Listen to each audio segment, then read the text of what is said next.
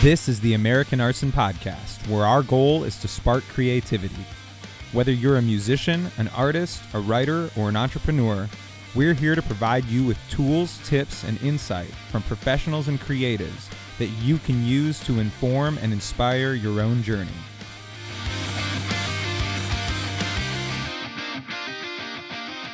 What's up, everybody? Welcome back to another episode of the American Arson podcast. And today we have Justin with us from Weathered. They just released their most recent album, Everything All at Once, on Facedown Records. Yeah, it's you get to hear some cool stories, including one that has a song written about it on the album that may involve a journey through a wilderness that Justin took that became quite eventful.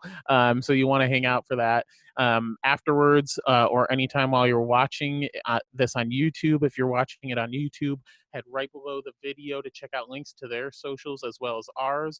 But also, if you could hit that like and subscribe buttons, that really helps us know what content you guys are liking, which videos you're watching, and it also helps us develop more features so we can push this content to you guys as quickly as possible. We're also going to be releasing a few more episodes and constantly recording these as we can in the future. So let us know in the comments too who you want to see come on and chat with us. Any artists, musicians, business owners, whoever it is that you think would be interesting and get a perspective from, we'll hit up. All right, here is our conversation with Justin.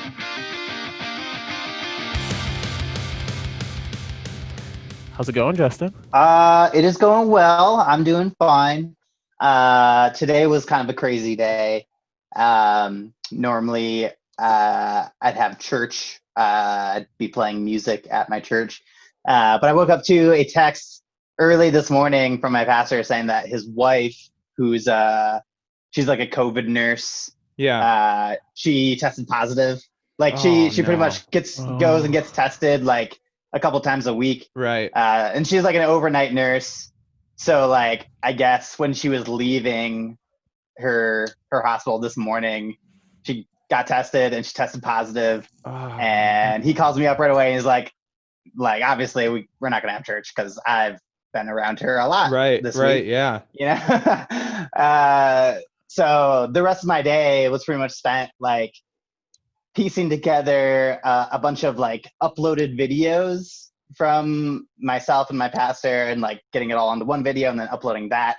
And if you guys know anything about like uploading large files to the internet and, you know, downloading and upload, you know, all that stuff, like it just took all day. And I feel like, I mean, good time. Like a lot of just sitting there waiting for the numbers to change. Just watching a progress bar. Yeah, pretty much. So yeah, that's been my day. Like I just got home from like doing all that. So I'm like, oh, what a day. Well, it's funny because like back when all this started, Jesse and I had been kicking around the idea of starting a podcast. And one of the things that I told him that I was really interested in exploring was just the world of other creative people. So, you know, in any field, we've had photographers, designers, we've had a lot of musicians because we know a lot of musicians. But you know, and we were ready for this vast and varied dive into all of these crazy and very different creative processes. And then COVID comes along and everybody's process is, well, I sat at home today and like uploaded some stuff so that we can stay connected to the rest of the world, because that's what it means to be a creative in 2020. So I'll realize that I've been at home and haven't left my house for 2-3 days. And then I'll intentionally get dressed and drive half a mile down the road to go to Target and just walk around and putz around for like 15 minutes and be like, I won't even get anything sometimes. I'll just kind of be like, oh, cool, did something. That was my trip. That was my exercise for the day. You've just aged yourself by like 50 years. Like you're not supposed to do that until you're retired. Yeah. Yeah, until you have a good pair of mall walking shoes. Exactly. Oh, I do. Yeah. So, I mean, I guess this is a natural transition to talk about. And like I said, it's something that we've talked about with a lot of people. And it's something that we had to experience ourselves this year. But you just released Everything All at Once. and you had to do that in the middle of a pandemic. So what was that like, and how was it different from releasing music, in any other non 2020 year? Like the biggest things that come to mind are just the absence of touring. The way we figured it, probably like half of our reach as a band, half of our ability to reach new listeners, to reach out to the listeners we have already gained. All of that is like cut in half by not being able to tour. So like we kind of knew that going in, like it was just going to be just less as far as like numbers go or whatever. And like, I don't know, like our, like as far as rolling stuff out, like all that is just somewhat lessened because like you can't be out in front of people, you can't do that. You can't make a big deal out of like touring and rolling out some cool dates because you just don't have that ability.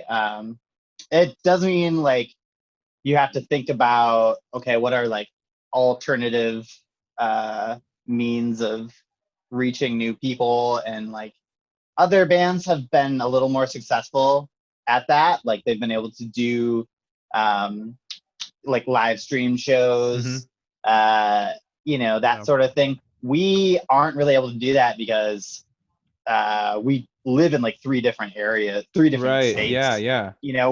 not close like at all. John's down in Virginia, right? Correct. And then you just moved to Missouri. That's correct. And then the other dudes are Minnesota. They both live together in Minneapolis. So about all you have in common there is eastern half-ish of the United States. Yeah, definitely. Like, we might as well be living in totally opposite places. Right. It, like I could drive, but it would take like a full day pretty much, and flying up there is expensive because I live in the middle of nowhere. Like there is an airport in Joplin, but I'm pretty sure it closed down because of the pandemic. So like, wow, it's just like, it's, it's fine. I love it, but there's no way for us to easily meet up. Yeah. Like live streams just aren't really a thing, like not full band anyway. Yeah. And so besides that, there just isn't like a whole lot a band can do. I don't think, I don't know. Like, we've especially even like us, we don't live that far from each other, but like we toyed around with doing like a live stream and stuff like that when this whole thing, when that whole trend kind of started. And we the more we looked into it, like we have a guy by us that has like this incredible setup in his basement that could probably pull off a really good really like good quality stream. But that was more of my hesitation too. Like we're not like one of those bands like one of these massive like chart topping like metal bands or something that can go rent out a theater for a night and like bring a whole crew and really produce. And so part of me is like, well, Evan, you could do like an acoustic thing on camera, or like maybe we could do something like that. But like it's hard because the part of me is like, if we're gonna do it, I want to do it right. But it's so much of a it's so much financially and for bands like you guys, because I know you're not the only ones who have members all over the place. Like it's time consuming too. Yep. Yeah.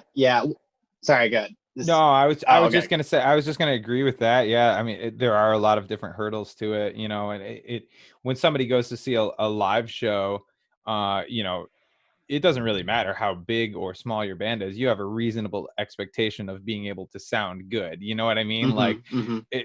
Somebody in some super huge band can go and buy an orange amp, and I have an orange amp too. So like our guitars could sound, just as good as each other's if somebody comes to see us live. But now when you bring in this live stream, and some of these bands, and more power to them, they're absolutely crushing it with the bar that they're setting, full production and multiple cameras and all those things. Just watch that August Burns Red Christmas one they did. I'm sure I didn't see that, but I'm sure it's crazy. But yeah, that's something that at that point, like Yeah, we could post up in my garage and, have somebody with their phone camera on us or something like that. But yeah, that standard is difficult to attain for sure. Is that to know in advance that the return isn't going to be the same this time? Was that something you were able to reconcile yourself with before Everything All at Once came out, or did you find that kind of coming in waves? Yeah, it was just one of those things where like you just had to, like, you had to reconcile it. You had to Yeah. force yourself to just be okay with it. As with pretty much everything else this year, you just had to, like, well, I guess I don't have a job now. I guess I'm gonna live in my apartment and never come out. But like, I think it was reassuring to know that, like, Facedown also wanted, like, us to put out like, we brought it up lightly, like, hey, do you want us to push back our release, or what do you think? And they're like, no, we definitely want you to put it out now. And like, Yeah, I'm sure that process evolved from them. We were one of the first bands they had to have that conversation with, and at that point I think there was still a question of maybe there could still be some tours this summer, maybe there could still be some festivals. But he's an old pro with this now, because you guys are like the fourth or so release of the pandemic time now, and so I think he's starting to realize, like, hey, as as creators, and for him as a label, like, we can't stop, and people need music right now. They need new stuff. The whole world can't just stop completely. There's still stuff that needs to get put out there, but it is a little bit it is a little bit tough on this end of things, just kind of seeing how people are going to react to something that like you said, you can't go out and support in person. Like, for us, there was that added hesitation with it coming like right in the middle of the election. Like, I think we were going to put out 2 singles before the election, and then I think the Friday after the, like, initial election date, we were putting out our 3rd single, and then a week later or 2 weeks later was the actual record. So I know, like, a month before that, when we were, like, getting all the dates, like, situated, I remember us all talking about, like, is this a good idea? Like, I know the internet's going to be like a crazy place when we're trying to put this out. Like, is this something we should be, like, not necessarily concerned about, but, like, should we be thinking more about this? Right. And then, like, I saw one of my favorite bands, Sea Haven, announce they were putting out their record on the same day as ours, and it was kind of like, wow, somebody else is doing it. Yeah. And, like, yeah, the internet's a total shitstorm, but, like, whatever. Like you said, people still need music. It could work the other way too. Everybody's on the internet complaining about the election, so many more eyeballs are on social media, and they see those new videos or new songs, and then they're like, oh, hey, I guess I'll click on this instead of complaining about whatever it is. Yeah. they're deciding to complain about that day. Yeah, that was definitely, like, my mom's response when I talked to her about this, because I tell her everything. She was like, yeah, I mean, maybe this is what, like, people need around then, which is valid. I think I'm a little bit cynical when it comes to, like, social media, like, knowing that stuff that makes you angry gets more engagement on the internet. So our music isn't necessarily angry. It's a little more sad than angry. So I don't know if it works as much, but I mean, what's done is done. Like, it's out, and, like,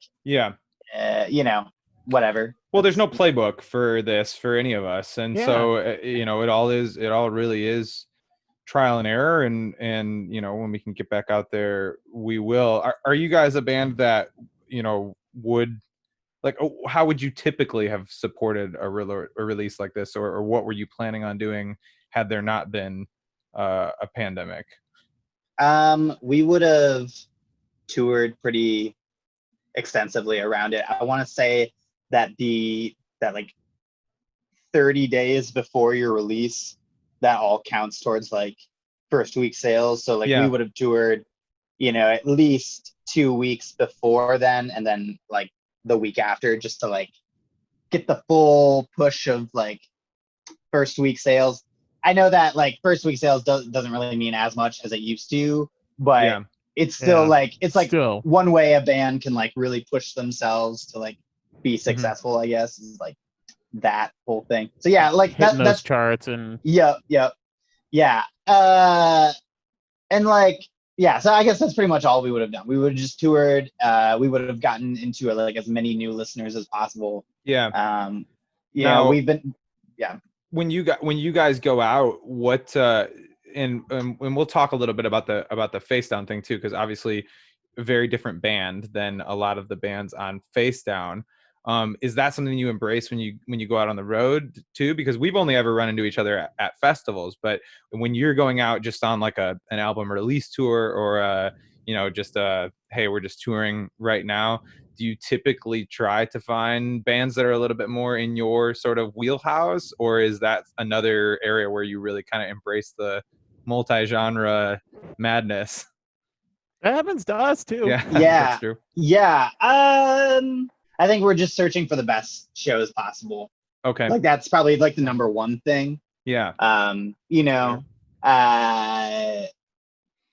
But especially like lately, like the DIY scene, DIY touring has been kind of like tough. It's like tough to find a show sometimes, and so you just take whatever you can get. And who wants us to play? Who will let us play at this point?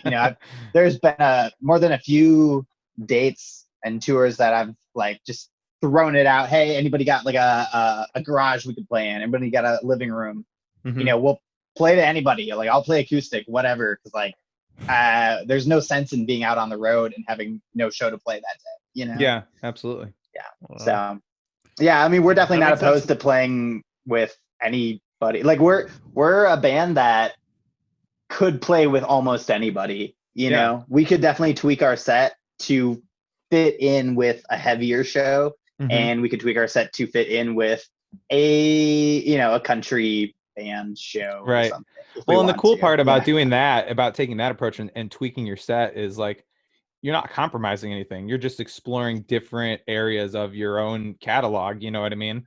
There's times we do that where like Evan will come to me before like after load in and be like, hey, how about we throw like these songs in here tonight and swap them out for these? Like we're playing with a really like heavy, we're playing a show with all hardcore bands, so let's play some of our faster, like more punk songs, or like vice versa. Like if we're playing, if there's a couple like acoustic artists or more chill bands playing in front of us, like maybe we throw some of our softer stuff in there, like as opposed to like just having a raging full set. So there's something for everyone, and it's fun too, because like it allows us to like play a little bit of different, a different set each night, keeps things interesting. But it's also cool, at least for me personally, there's nothing, I think I get more satisfaction when we play a show with like a bunch of bands that would never be grouped in with us, like a country show or something like that, and their fans come to us and say, oh, that was sweet, like I love you guys. I'm like, these are people that probably would have never listened to our band. And they came away like, that was sweet. So that makes me feel better almost than going to a punk show and people liking our music, because I'm like, well, duh, you like punk music, like you're here.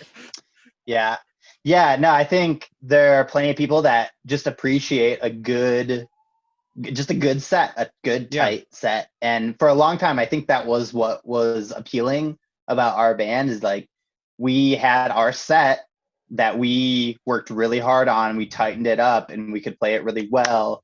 And now that we have just more songs and more releases under our belt, we can kind of pick and choose.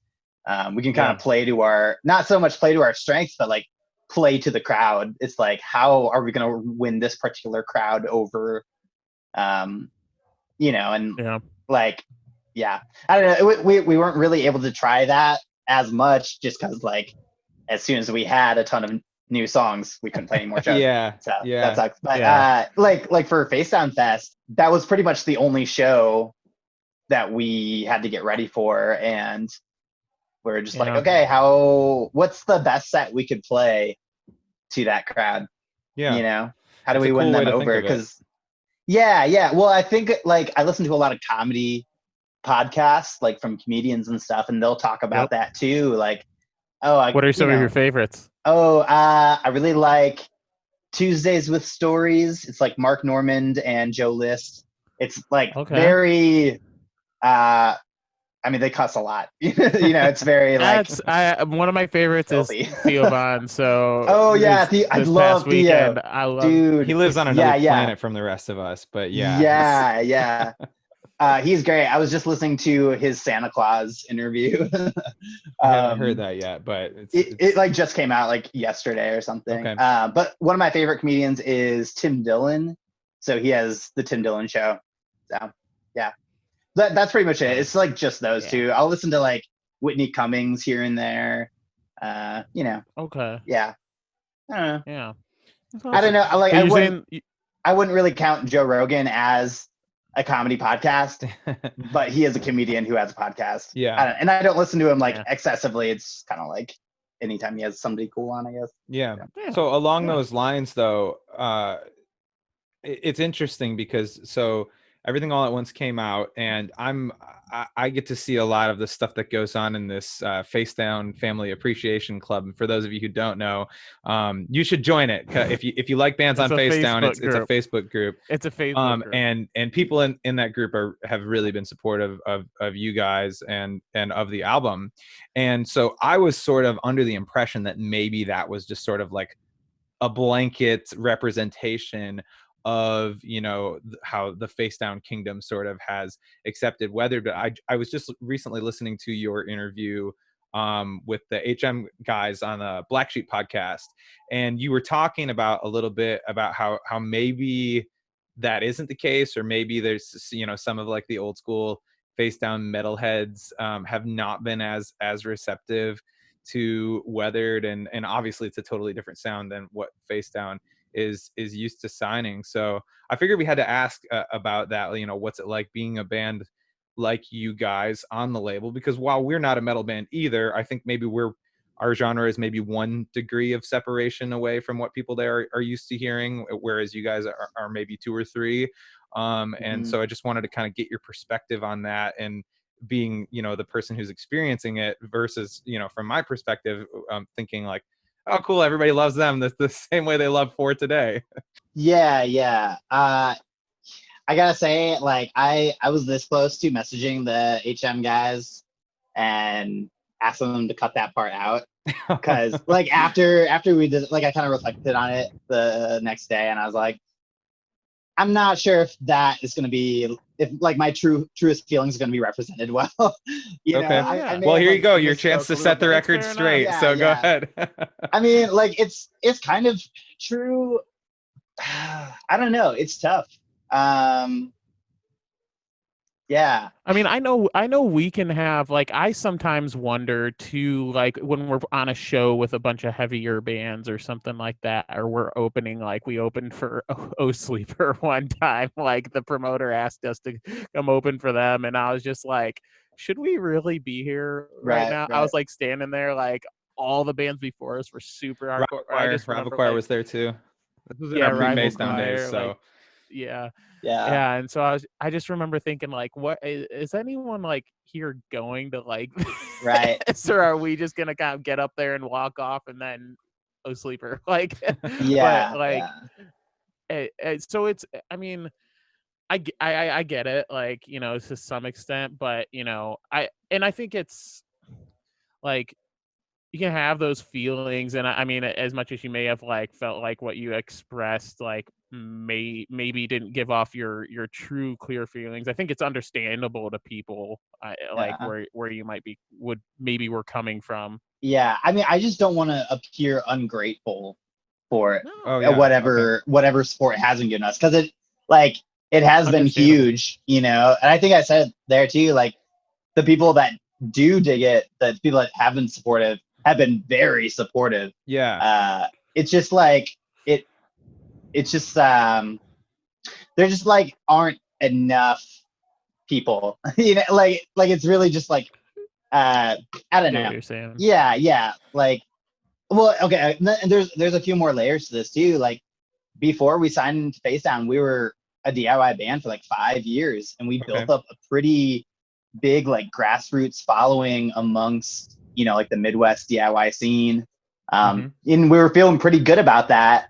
And I don't know, it definitely seems like most of that support has gone away after signing with Facedown. Okay. And I suspect it's like one of those like implicit things where like in DIY, you want to support bands and like you're going to do it. And then as soon as they get any sort of success, like signing with Facedown, they're like, oh, they don't need my support anymore. They made it, like they're on a label now. Like I don't need People to share think their you have stuff. a record deal that it means you're famous. Have you guys changed anything from your perspective that you can think of, or pretty much doing, living the same, doing the same kind of thing? You still been playing those local shows and stuff like that? Oh yeah, definitely. Like it's changed a little bit with John moving to Virginia like 2 years ago. Like we're unable to play as many local shows, but we definitely do it still.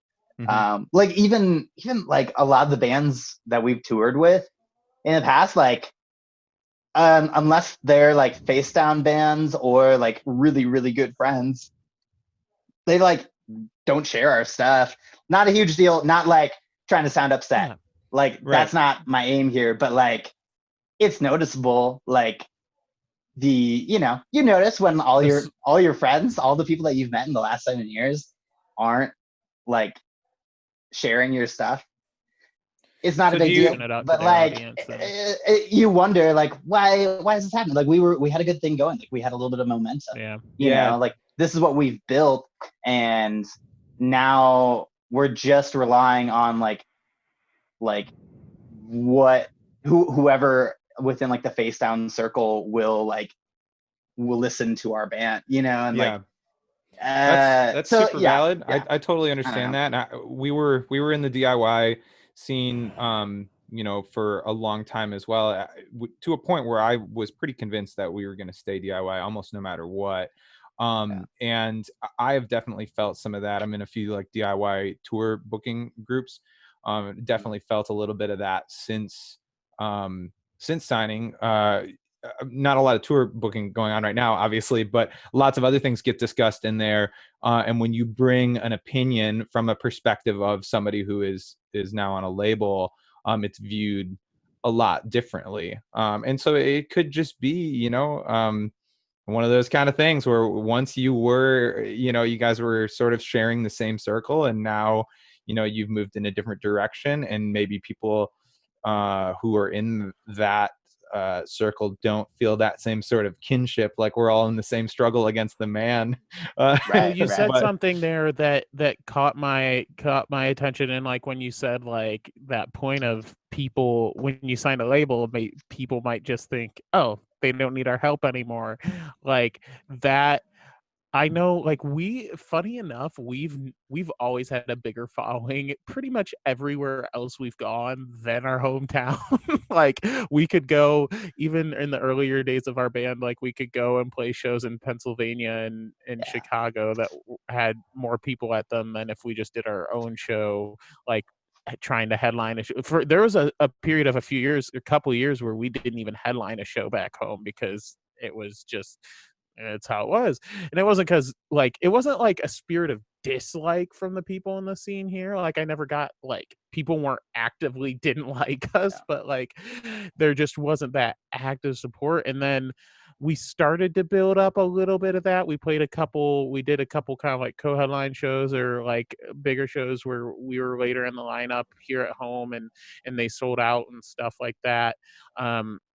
And then we signed, and I know like I even get people that tell like that will jokingly, that I know through the scene, that will jokingly make those comments of like, oh, you guys are signed now, like you must be like rolling in the dough, or like you guys must be killing it. And we're like, well, I mean, it's a big step, but like I still go to work 9 to 5 every day. Right. Like well, maybe I just spend most of my time drinking Hennessy from a golden chalice now that I'm signed to a record label. Maybe that's the perception. I think that's a very fair point, is that like maybe it's not even like just a face down thing. Maybe it is a lot of that mindset from the local scenes around different markets of like, once a band signs, they kind of, okay, they're not one of us anymore, kind of thing. Right. And then almost not even intentionally, but it just kind of, they slowly let that band drift away and kind of go and do their thing. Yeah. Which is unfortunate, but I could see how that would happen. There are some DIY or local scene purists that when a band attaches to a label might not love that, but yeah. Well, yeah, and I have to imagine that for a lot of those people, they just don't quite get it. They don't get that like Facedown's cool. It's definitely like the biggest label that we've ever been in contact with, but they're not a huge label by any means. Like they're like, we always view them as like a stepping stone label for us. Like that's how we moved from like just purely DIY to like just something bigger, like a bigger following. That's one way of conquering the music industry. They're still independent. They're still an independent label started by a dude who was in a hardcore band. And so I think maybe some perspective there would definitely be helpful for some people, but I know that there are a lot of people who really dig the record, and if it's cool, I wanted to dive into I want to ask first, because I know people have different perspectives on songs and whether they want to share meanings or whether they want to leave them up for interpretation. We're actually just talking about this with Everything in Slow Motion. Where do you kind of fall in that, I guess, before I throw out a bunch of wasted questions? Yeah, I mean, I don't draw a hard line anywhere really. Okay. Like I think I'm the type of person that will read whatever meaning I want to in any song, whether or not like that was the intended meaning, whether that's been stated explicitly. It doesn't really matter. I think where I do have a problem, or not even a problem, just like whatever, is where like when someone listens to one of our songs and they assume something about me, like if that makes sense. Like they hear a line and they're like, oh, this person must be this way, or they must be this person. And like there's really no reason for them to think that, because like you can interpret stuff pretty much however you want. Well, and character writing is a thing. People, write from a different perspective other than first person all the time. So that's like most of our new record. So like that's why that's a really important thing to like recognize. Awesome. So I have to ask about the song "I Will Not Go," because I am somebody who is a very avid hiker, and absolutely love hiking, and which is actually, I can't, I've always loved to be outdoors, but it's not something that I can claim to really have fallen in love with until the pandemic. So it's kind of this last year I've done more hiking than I've ever done in my life. But I have to ask, is that song at least somewhat literal? Like, did you literally get lost in the woods somewhere? Yeah. Oh no. What happened? I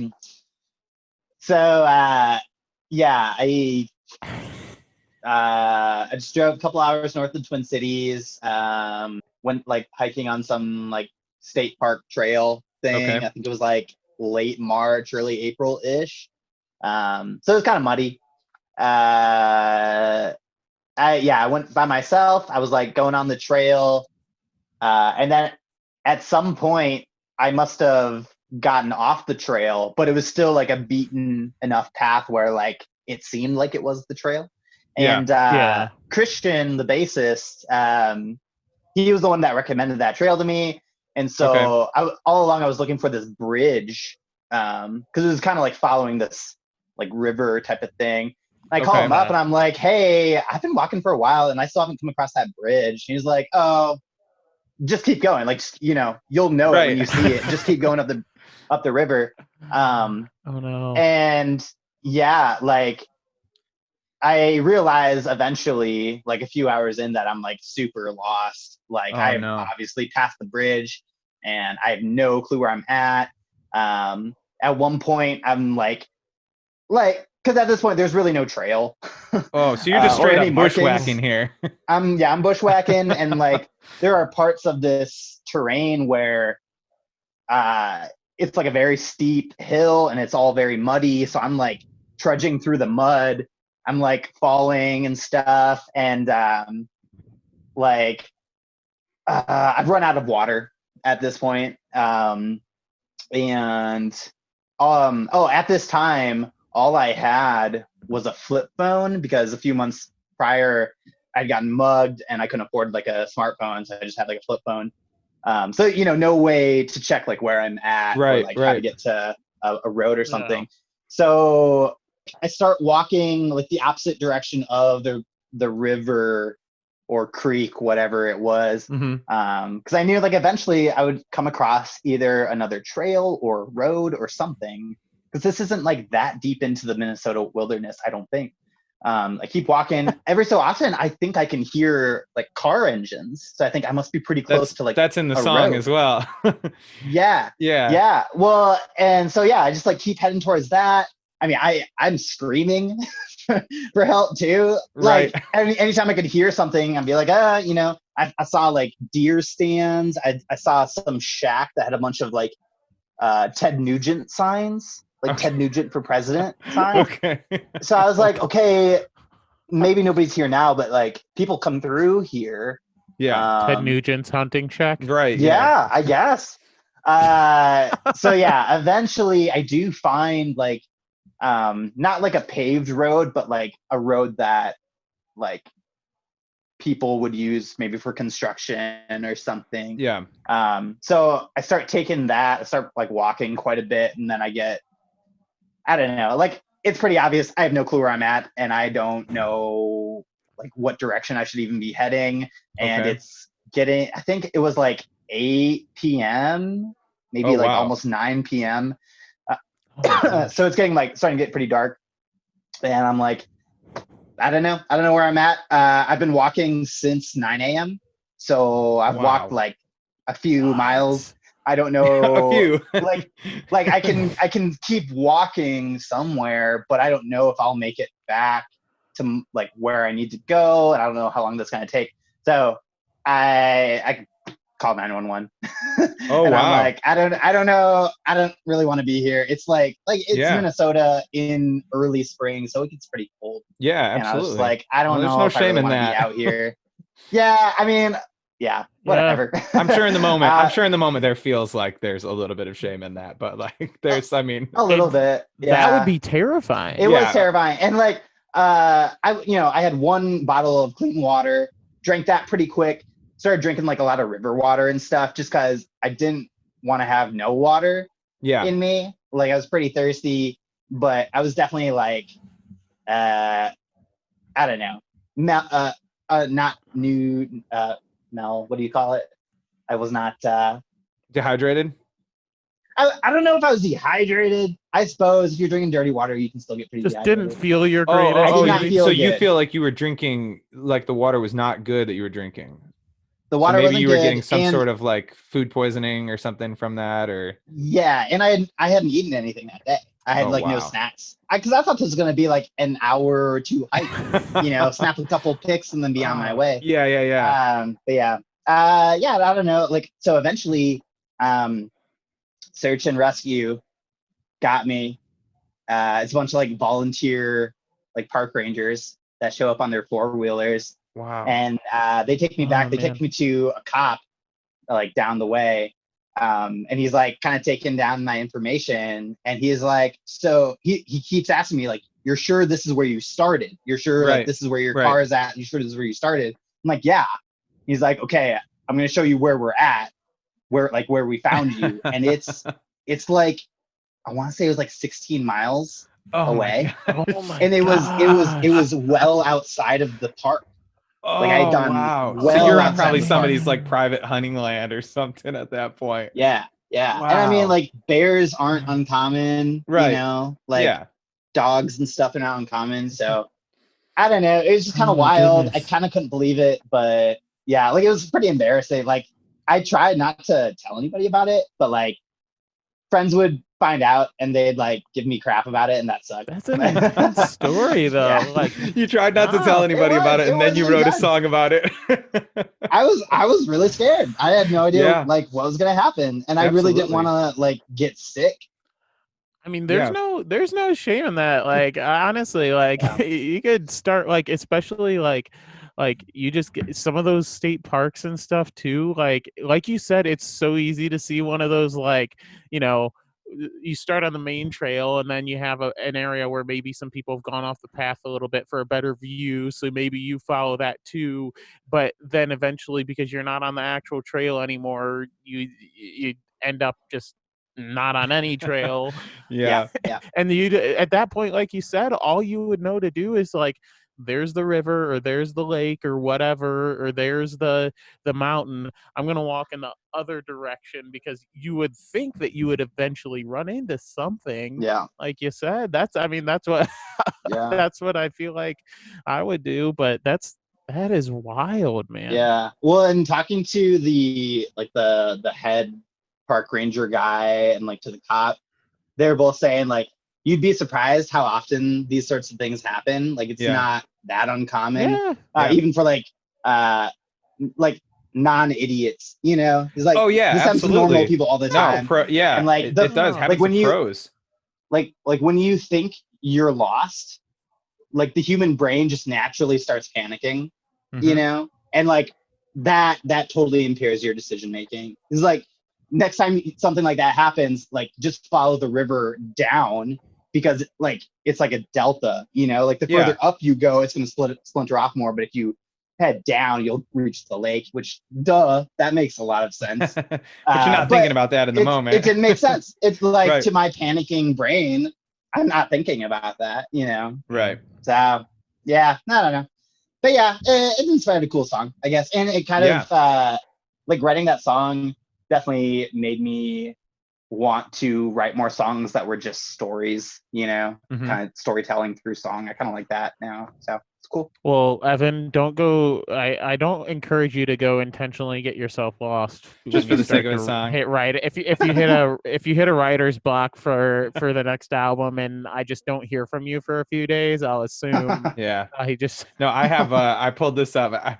I use all trails, so definitely check that. I Nice, mean, nice. it probably doesn't work on a flip phone, but definitely check that out. But yeah, I started like yeah, I mean, the first couple times we went out, we just went in like tennis shoes and like whatever. And then next thing I got all trails, then I got a hiking backpack with a first aid kit in it. Cause I mean, you really don't ever Nice. know.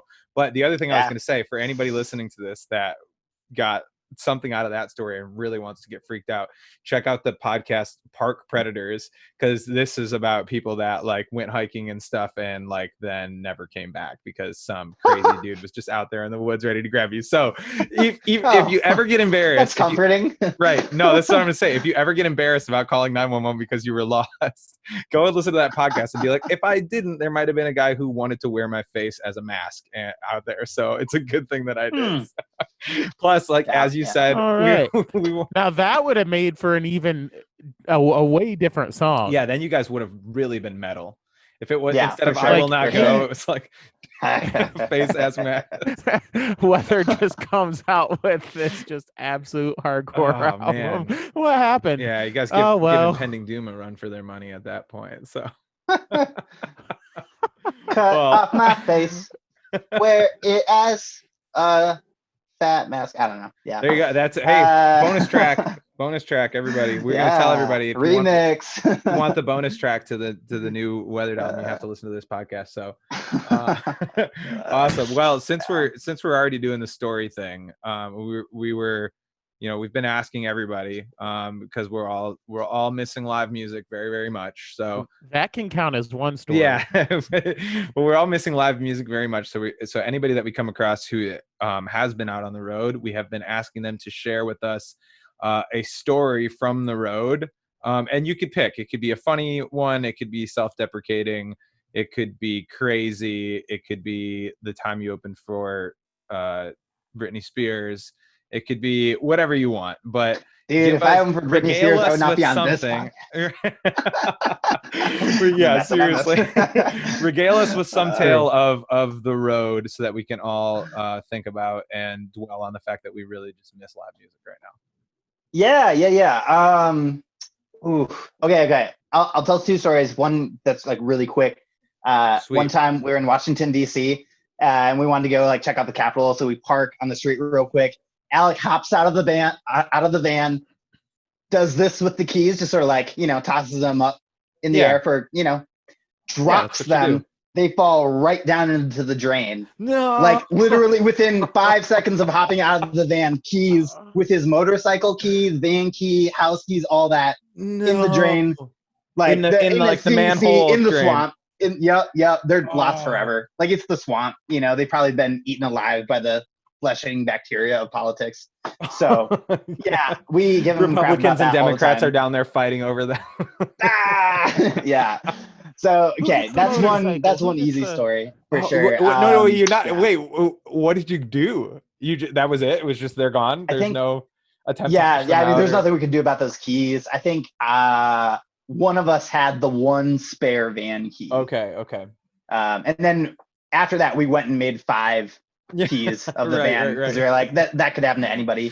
Yeah, we definitely need to do that. And we established a rule that anytime somebody loses their van key or like whatever with the van key, they have to like buy a new van key, and they have to buy everyone like a case of beer or something, or like a 6-pack. That's a great rule. Like, that is amazing. Yeah, it's good. And it's great because it always happens to Alec. Alec's always messing stuff up with the keys. So yeah. So that was good. This is a nice self-deprecating one.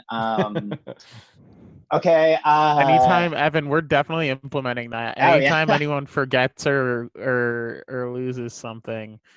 Okay, well that will be they owe a pack of beer. You will be buying me a lot of beer. Because I'm the one that forgot all my guitars in the basement of a venue and didn't realize it till I got to the next day. I'm gonna label that one as a team fail because we all load out together. We all load in together. You don't get to put that on us. That sounds horrible. That would suck. Yeah, it was. We covered it on another episode. So gotcha. Okay, so there've been like quite a bit of cool, bad, scary stories. Okay, I'm trying to think of like what is the best one. Have you guys ever heard about us flipping our van? Like, have you heard that saga at all? No. Okay. I'll give you the medium-sized version, I guess. See. Yeah, it was like end of January. We were playing in eastern South Dakota, little town called Brookings. We were playing at the Goss Opera House. Okay. And this was like a haunted opera house. So before our set, we're getting one of the employees to like show us around like the haunted area. And she takes us to like the opera house and stuff, and up into like the upper part of the opera house, the caverns, whatever. Like where the Phantom of the Opera lives. Yeah, exactly. And so she takes us in this room. She's like, okay, so here's the story. A long time ago, this lady named Anne, she had a son, and like her son was not all the way there or something, and like he like tied her down in like her chair of her room and like lit the room on fire. Whoa. And then went and like hung himself in the opera house. So we were in the room where he like burnt her alive.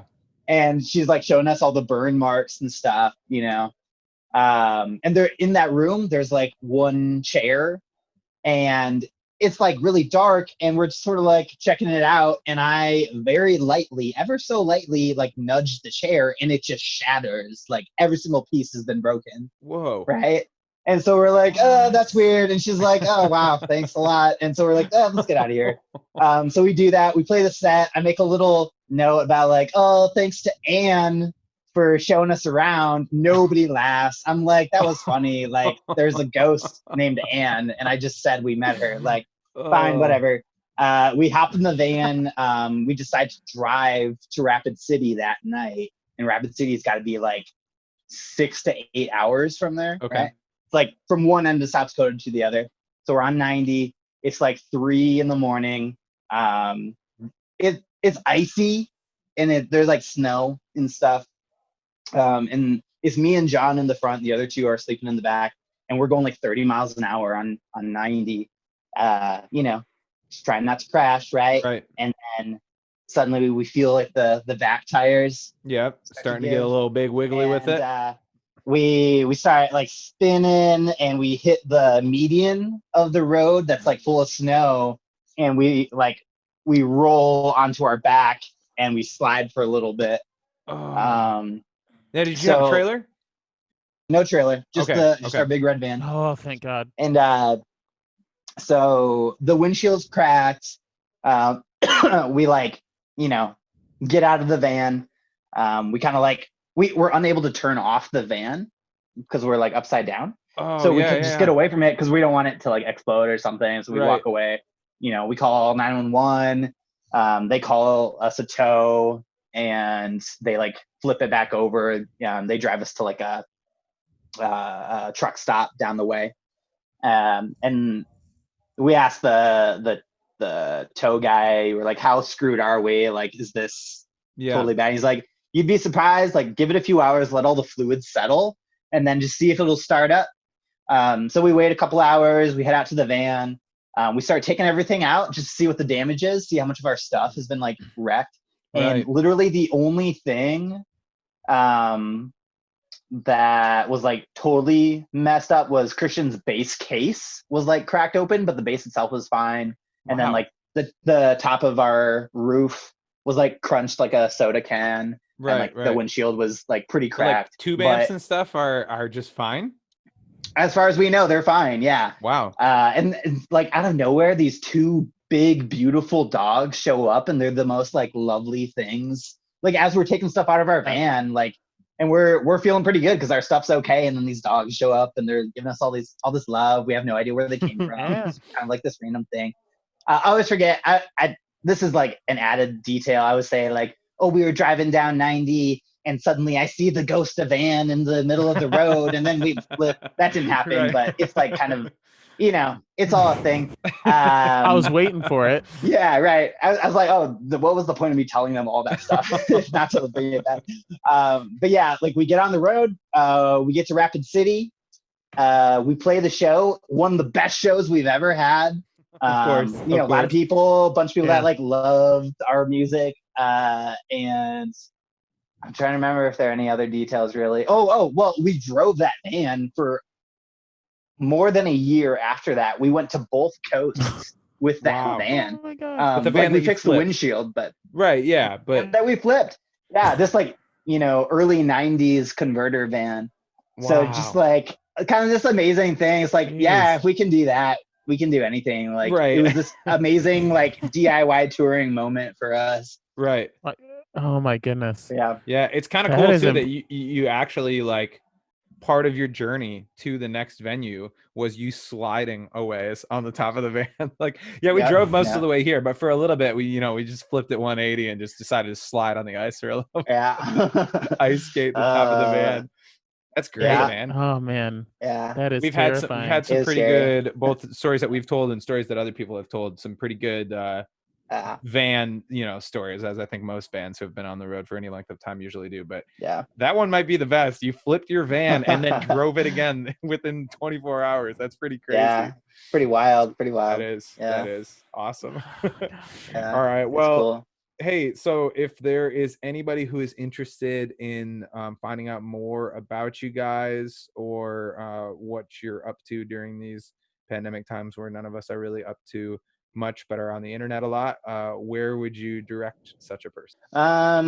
If you want to know about like our day-to-day stuff, you can hit up our social media. It's at weatheredmn. For our music, it's on all streaming platforms. You can visit weatheredband.com for all the links and links to our merch and records, streaming, social media, all that stuff. Weatheredband.com. We're thinking about starting a Patreon in lieu of like not being able to tour, and like kind of toying around with the idea of not touring much at all within the next year, you know, just like knowing that that's probably more or less a thing. Like, Yeah. so I don't know, keep an eye out for that if that's something you're interested in, Yeah. like some exclusive stuff, you know. We'll make sure to post all the links and stuff down below, so you guys can, for those of you listening, or if you're watching on YouTube, you'll be able to just go below the video and find the links to their socials and whatnot to be able to find all that. If you're wondering. Thank you. Yes, and you guys have some rad Yeah, of merch course. too. So Thanks. everybody needs to check out the Absolutely. merch. So Thank you. Thank you very much. awesome. Well, Justin, thank you so much for being on with us today. We really, really appreciate it. And yeah, if you are a person who is interested in having any of your chairs shattered or your vans flipped or getting lost in the woods, these are some people that you should attach yourself to. So I'm your guy. Or I'm if your you guy, just baby. if you just want some good new music to listen to, that too. That's that's also a thing. Yeah, I guess. Yeah, thanks for having me on, guys. Really appreciate it. Absolutely, for man. doing Of course, man. All right. It's good to get to hang out. Likewise. All right. Well, stay safe, and we will talk to you soon. Peace. Thank you for listening to the American Arson podcast. If you enjoyed this episode, please take a moment to leave a positive comment or review. Connect with us online through Facebook, Instagram, YouTube, or Twitter, and check out AmericanArson.com for music, merch, and upcoming tour dates. We'll be back next week with another episode. Until then, stay inspired, stay positive, and keep creating.